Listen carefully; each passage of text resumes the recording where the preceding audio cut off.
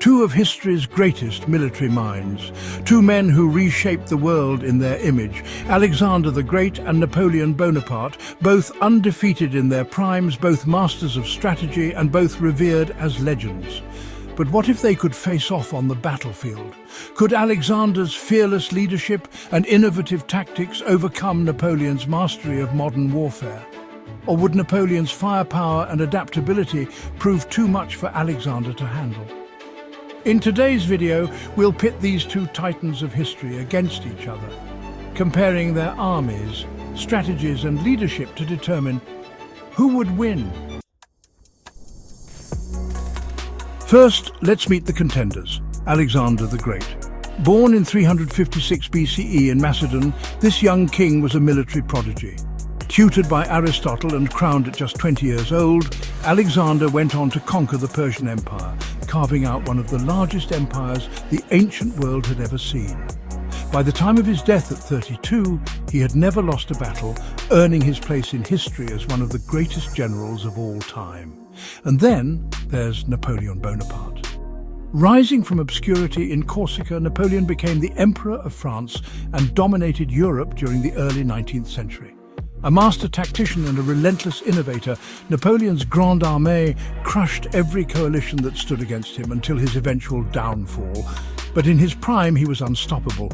Both are remembered as military geniuses, but their methods were vastly different. So, how do we compare them? Let's start with their armies. Alexander's army was a well-oiled machine built around the Macedonian phalanx. Picture rows of soldiers wielding 20-foot-long spears, moving in tight formations that were nearly impenetrable. Backing them up were the companion cavalry, elite horsemen, led personally by Alexander himself, capable of delivering devastating charges to break enemy lines. His forces were disciplined, cohesive, and lethal in close combat. Now, Napoleon's army operated on a completely different level of technology and organization. The Grande Armée was equipped with muskets, bayonets and cannons. Napoleon revolutionized warfare by using a combination of artillery, infantry and cavalry, all coordinated with clockwork precision. His army was designed for flexibility, capable of executing complex maneuvers that left his enemies scrambling to respond. So, who has the edge? Alexander's troops were unmatched in melee combat, but Napoleon's forces could rain cannon fire from a distance before engaging. It's a clash of eras and of combat styles, but the army is just one part of the equation. Both leaders were masters of strategy, but their approaches were as different as their eras. Alexander was the king of battlefield innovation. Take the Battle of Gaugamela, for example. Outnumbered against the Persian army, Alexander used clever feints to draw the enemy away from their strong positions, creating gaps in their lines. Then, with pinpoint timing, he led his companion cavalry in a devastating charge straight at the enemy's center, securing a decisive victory. Napoleon, on the other hand, was the ultimate chess player. At Austerlitz, often called his masterpiece, he tricked the Allied forces into thinking his position was weak. When they advanced, he unleashed a perfectly timed counterattack, destroying their army in one fell swoop.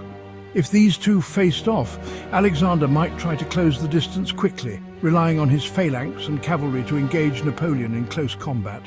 But Napoleon wouldn't make it easy. With superior artillery and mobility, he'd likely try to keep Alexander's forces at bay, wearing them down before striking. It would be a battle of wits and adaptability. Who could outthink the other? That's the real question. Leadership can make or break an army, and both Alexander and Napoleon were masters of rallying their troops. Alexander led by example. He fought on the front lines alongside his men, sharing in their hardships and their victories. His soldiers revered him, not just as a king, but as a comrade. When he charged into battle, they followed without hesitation. Napoleon, though, was a different kind of leader. While he wasn't always in the thick of the fight, he had a way of inspiring his troops through words and vision. His men called him Le Petit Caporal, or the Little Corporal, a term of endearment that showed how much they respected him.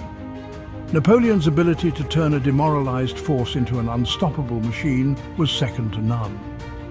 In a head-to-head matchup, Alexander's hands-on leadership might give his men an edge in morale during intense close combat. But Napoleon's ability to keep his army organized and focused under pressure would be equally critical. This one's too close to call. So, who would win? It all depends on the circumstances. In a direct confrontation, if Alexander could force Napoleon into close combat quickly, his disciplined phalanx and cavalry might overpower the Grande Armée. But Napoleon was a master of maneuver and modern firepower.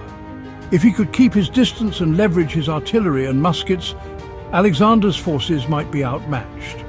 Ultimately, this is more than a battle of generals, it's a battle of eras. Alexander thrived in the world of swords and spears, while Napoleon dominated the age of gunpowder. Both were geniuses in their own right, and choosing between them feels almost impossible. If we absolutely had to pick, Napoleon's adaptability and modern tactics might give him a slight edge in a prolonged fight. But Alexander's audacity and brilliance can't be underestimated. What do you think? Who would win in this clash of titans? Let us know in the comments below. Thanks for watching. If you enjoyed this video, make sure to like, share and subscribe for more epic historical face-offs. Hit that notification bell so you don't miss our next video. Until next time, keep exploring the past and imagining what could have been.